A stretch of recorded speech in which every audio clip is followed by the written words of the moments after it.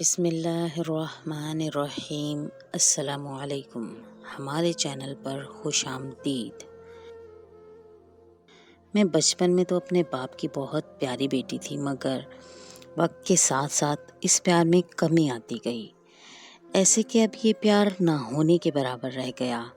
میرے بابا کو میری بالکل پرواہ نہیں رہی، میں کس کلاس میں ہوں، پڑھتی بھی ہوں کہ دن بھر گھر کے کام کاج میں جتی رہتی ہوں، انہیں سب سے کوئی لینا دینا نہ تھا۔ بس انہوں نے مجھے اپنی ماں کے رحم و کرم پر چھوڑ دیا، وہ جیسا چاہے میرے ساتھ سلوک کر سکتی تھی۔ میں ان دنوں گھر پر ہوتی تھی کہ دادا کے بھائی کا بیٹا ہمارے گھر میں آیا۔ اس آدمی سے سخت خوفزدہ تھی، اس کی نظریں مجھ پر ہی ٹکی رہتیں، مجھ سے بلا وجہ بات کرنے کی کوشش کرتا، جبکہ مجھے اس سے بات کرنے میں کوئی دلچسپی نہیں تھی، کیونکہ یہی شخص تھا جس کی وجہ سے میری ماں نے مجھے اور میرے باپ تک کو چھوڑ دیا تھا۔ کیونکہ جب سے میں نے ہوش سنبھالا تھا، اپنی ماں کے بارے میں یہی الفاظ سنے تھے کہ میری ماں خود تو اس گھر سے بھاگ گئی، مگر میری صورت میں ایک عذاب ان کے سر پر مسلط کر گئی۔ میری دادی اور پھپھو ہر وقت مجھے یہی طعنے دیتی رہتی۔ سچ ہے کہ عورت کی ایک غلطی اس کی ساری نسلوں تک کو برباد کر دیتی ہے۔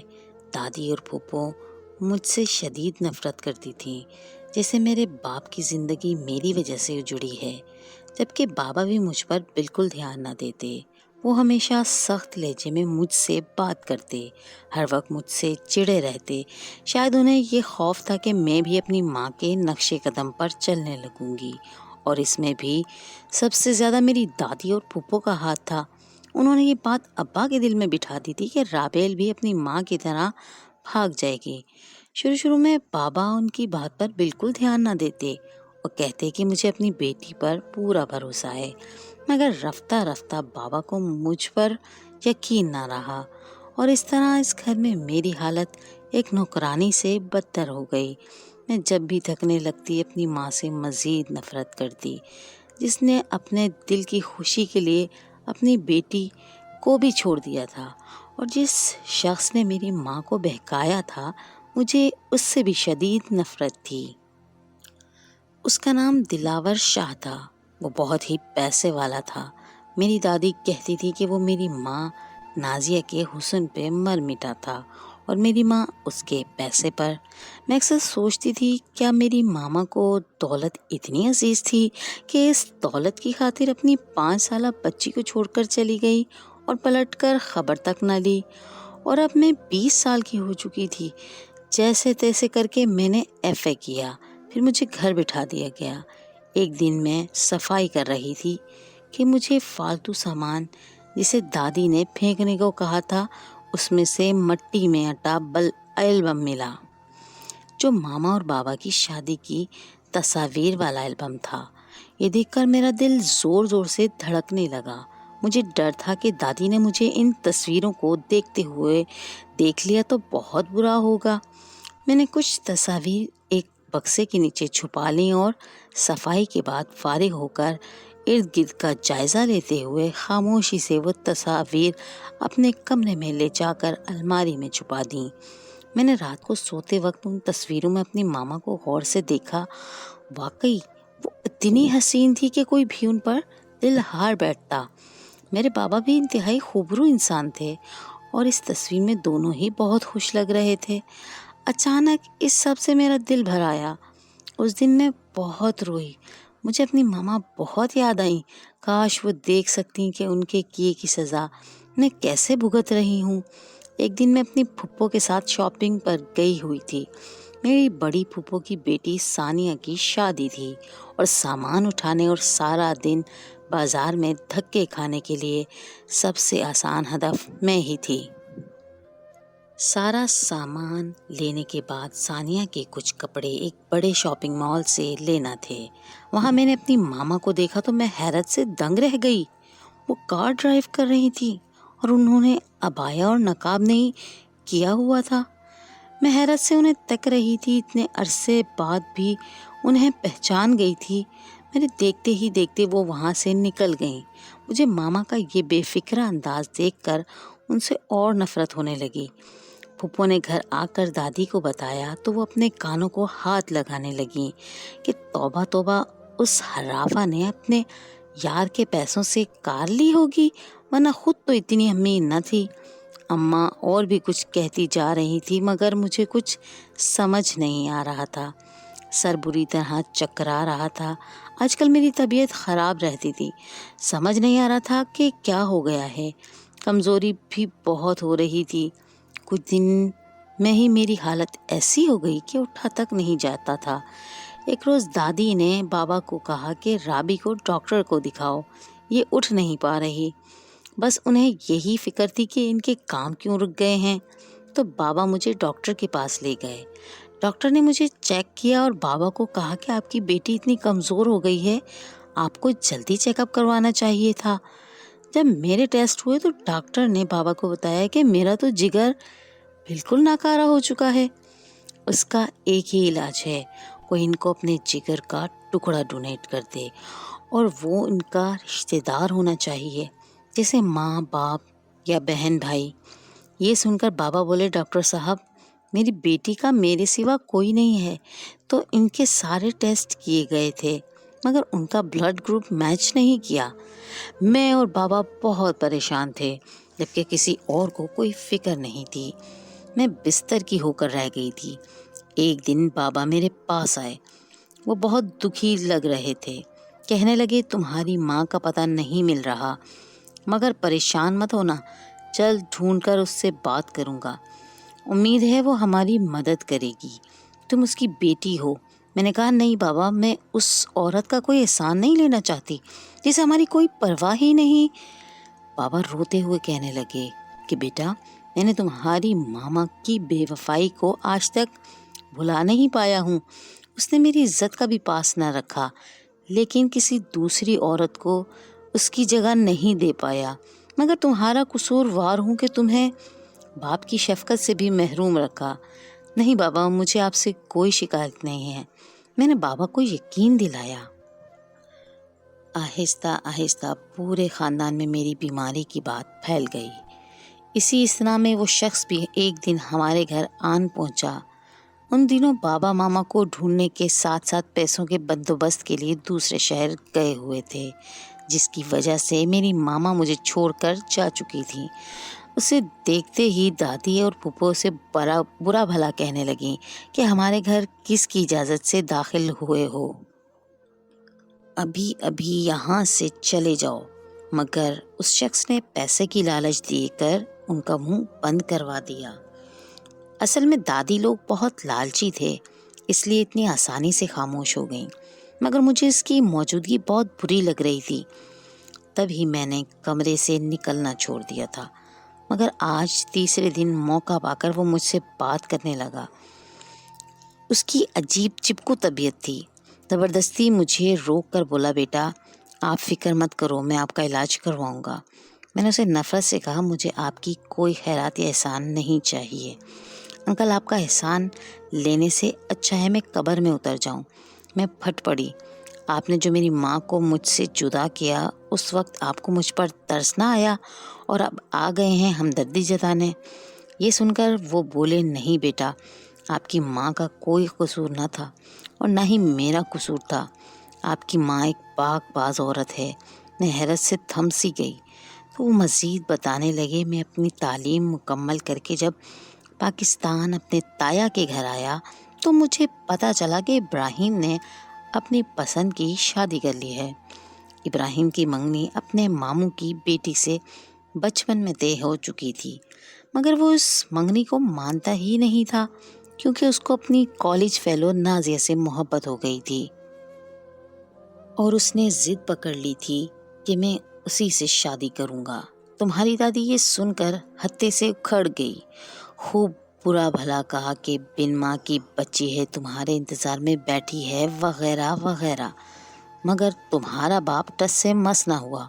ادھر نازیہ جو یتیم لڑکی تھی اور اپنی خالہ کے گھر رہتی تھی، اس کی خالہ بہت بیمار تھی، جلد سے جلد اس فرض سے سبکدوش ہونا چاہتی تھی۔ مجبوراً ابراہیم نے خود ہی نازیہ کے ساتھ نکاح کر لیا اور اسے اپنے گھر لے آیا۔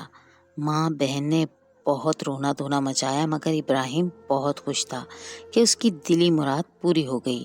ابراہیم کی منگیتر جو اسی کے گھر ہوتی تھی، اس کی ماں کے ساتھ مل کر منصوبہ بنایا کہ کسی نہ کسی طرح نازیہ کو بدنام کر کے ابراہیم کے دل سے اتارنا ہے۔ وہ ہر روز اس کی شکایت کرتے، مگر ابراہیم ان کی باتوں کو خوب سمجھتا تھا۔ دن گزرتے گئے، پھر جب نازیہ ماں بننے والی تھی، ابراہیم نے اسے ہر آسائش دی اور کھانے پینے کا خوب خیال رکھا۔ آخر ایک دن تم اس دنیا میں آ گئیں، مگر ان سب کو تم ماں بیٹی سے شدید نفرت تھی۔ جب میں یہاں آیا تو تم 3 سال کی تھی، بہت خوبصورت سی بچی تھی۔ میں بھی تمہیں ہر وقت اٹھائے رکھتا۔ پھر ایک دن تمہاری پھپھو نے مجھے کہا کہ رابیل کو اپنے پاس سلا لیں، نازیہ کی طبیعت ٹھیک نہیں ہے اور میں کچن میں ہوں۔ مجھے عجیب لگا، لیکن میں نے آپ کو اپنے کمرے میں کھلونے وغیرہ دے کر کچھ دیر کے لیے سلا دیا۔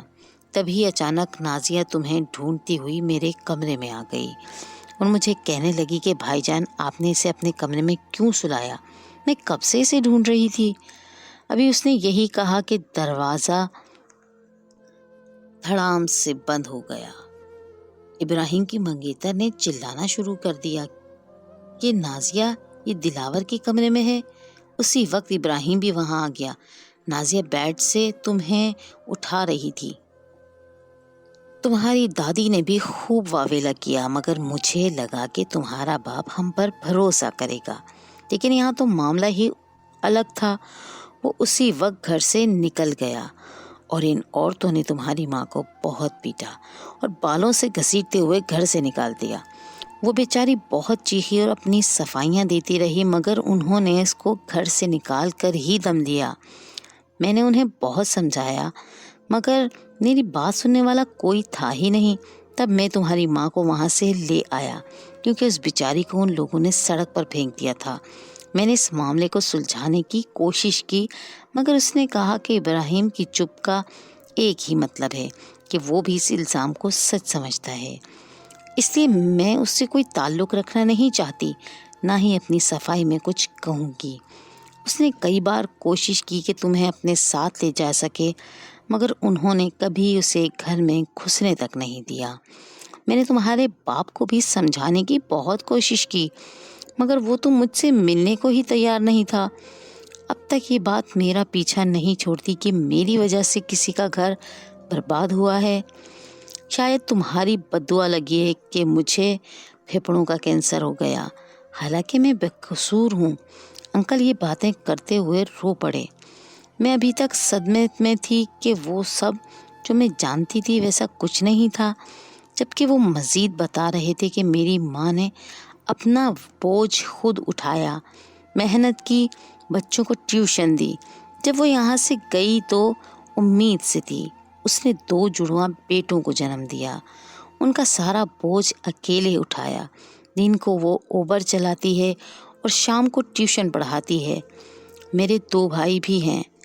مجھے خوشگوار حیرت ہوئی۔ ہاں بیٹا، وہ مسکرائے۔ تبھی میری نظر پیچھے کھڑے بابا پر پڑی، جو چپ چاپ سارا قصہ سن رہے تھے۔ انکل نے کہا، اب تو یقین کر لو میرا کہ نازیہ بے قصور ہے، وہ پاک باز ہے اور مضبوط عورت ہے۔ اب تک تنہا ہے، ورنہ وہ شادی کر سکتی تھی، مگر اس نے کسی سے شادی نہیں کی۔ بابا کا سر جھکا ہوا تھا۔ انہوں نے سب سن لیا تھا کہ کیسے دادی لوگوں نے ماما کو ان سے الگ کیا۔ وہ ہم سے بھی معافی مانگ رہے تھے۔ پھر انکل ہمیں ایک چھوٹے سے فلیٹ میں لے آئے۔ بیل بجائی تو ایک لڑکا باہر آیا۔ السلام علیکم، کس سے ملنا ہے؟ جبکہ میں اسے حیرت سے دیکھے جا رہی تھی۔ وہ میرا بھائی تھا۔ ماما اس وقت گھر پر نہیں تھی۔ تبھی دوسرا بھائی بھی آ گیا۔ بابا نے ان کو گلے سے لگا لیا اور رونے لگے۔ اس دوران ماما بھی آ گئیں۔ مجھے بابا کے ساتھ دیکھ کر وہ مجھے پہچان گئیں اور مجھے سینے سے لگا لیا۔ وہ بھی زاروں قطار رو رہی تھی۔ پھر بولی کہ پورے 15 سال بعد دیکھ رہی ہوں کیا حال بنا لیا ہے اپنا۔ میں نے کہا کہ امی میں بالکل ٹھیک ہوں، آپ مت روئیے۔ تبھی بابا آ کر امی کے قدموں میں بیٹھ گئے اور بولے مجھے معاف کر دو، میرا جرم معافی کے قابل تو نہیں، مگر اللہ کی خاطر مجھے معاف کر دو۔ امی نے بابا کو معاف کر دیا اور مجھے لے کر اپنے کمرے میں آ گئیں۔ بابا کو انکل واپس گھر لے گئے۔ امی کو انکل نے آرام سے میری بیماری کا بتایا تو وہ گھبرا گئیں۔ بڑی مشکل سے ہم بہن بھائی نے ماما کو حوصلہ دیا۔ پھر انکل نے میرے علاج کا تمام خرچہ اٹھایا۔ ماما کے سارے ٹیسٹ کروائے تو ان کا بلڈ گروپ وغیرہ میچ کر گیا۔ اب مجھے اور امی کو ایک ساتھ آپریٹ کرنا تھا۔ ڈاکٹرز کی ٹیم تیار تھی، ہمیں بھی لے جایا گیا۔ مجھے علم تھا کہ یہ بہت خطرناک آپریشن ہے جس میں کئی گھنٹے لگیں گے۔ مجھے ماما کی بھی فکر ہو رہی تھی، مگر ڈاکٹرز نے بتایا کہ ڈونر کو کوئی رسک نہیں ہوتا کیونکہ وہ صحت مند ہوتا ہے اور جلد ہی ریکور کر جاتا ہے، مگر میرے 50-50 چانسز ہیں کہ میرا جسم جگر کو قبول کرتا ہے یا نہیں۔ مگر آپ کو ڈرنے کی ضرورت نہیں ہے، ہمیں یقین ہے آپ کا آپریشن کامیاب ہوگا۔ ڈاکٹرز نے مجھے تسلی دے رہے تھے۔ میں نے اپنے اللہ کی رضا پر صبر کیا۔ آپریشن کے بعد ڈاکٹرز نے کہا کہ پیشنٹ کے لیے 2 دن بہت خاص ہیں، اگر ان دنوں میں وہ بچ جائیں تو پھر کوئی مسئلہ نہیں۔ جب مجھے ہوش آیا تو مجھے بات کرنے کی اجازت نہیں تھی۔ ڈاکٹرز نے بتایا کہ آپ کا آپریشن ٹھیک ہو گیا ہے۔ میں نے دل میں خدا کا شکر ادا کیا۔ مجھے کچھ دنوں تک ICU میں رکھا گیا، پھر میں گھر آ گئی۔ ہم دونوں ماں بیٹی ہی آرام کر رہے تھے۔ بابا نے ہمارے لیے کام والی رکھ لی تھی۔ امی ان سے بات تو نہیں کرتی تھی، مگر بابا نے اپنا گھر بیچ کر ہمیں نیا گھر لے کر دیا۔ امی نے بابا کو معاف نہیں کیا تھا، سو وہ ہفتے میں 1-2 بار چکر لگا لیتے۔ اب پھپھو اور دادی اکیلی رہتی تھیں۔ ہم اپنی زندگی میں بہت خوش تھے۔ ایک دن پھپھو دادی کے علاج کے لیے پیسے مانگنے آئیں تو میں نے کہا ہمیں تو دادی نے کبھی اپنا نہیں سمجھا، جن کو اپنا سمجھا تھا ان سے کیوں نہیں مانگتی، ویسے بھی وہ اتنی ہی عمر لکھوا کر آئی ہوں گی، کیونکہ مجھے یاد تھا جب میرے بارے میں دادی اور پھپھو نے یہی الفاظ کہے تھے۔ مگر ماما بڑے دل کی مالک تھی، انہوں نے دادی کے لیے پیسے دے دیے۔ میں اپنی ماں کے ظرف پر آج بھی حیران ہوں اور دعا کرتی ہوں کہ وہ میرے بابا کو بھی معاف کر دیں۔ میں سب کے ساتھ خوش رہنا چاہتی ہوں۔ آپ بھی دعا کیجیے گا کہ میرے بابا اور ماما پھر سے ایک ہو جائیں۔